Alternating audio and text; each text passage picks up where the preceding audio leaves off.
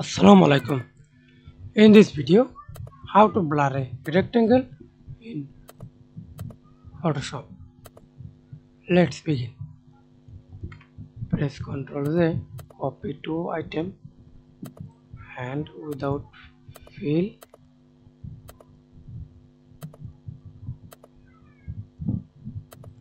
Okay, then select rectangle first. Go to filter tab, blur. See this? Many blurs. I use Gaussian blur. Blur size.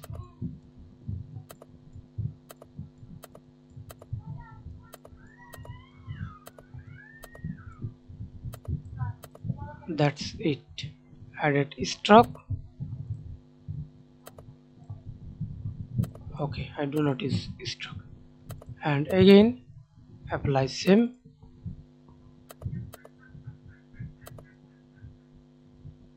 Use blur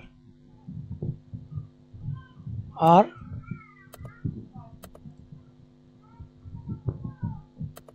see this blur. That's it. Thanks for watching video. Please subscribe to my channel, like, comment, share.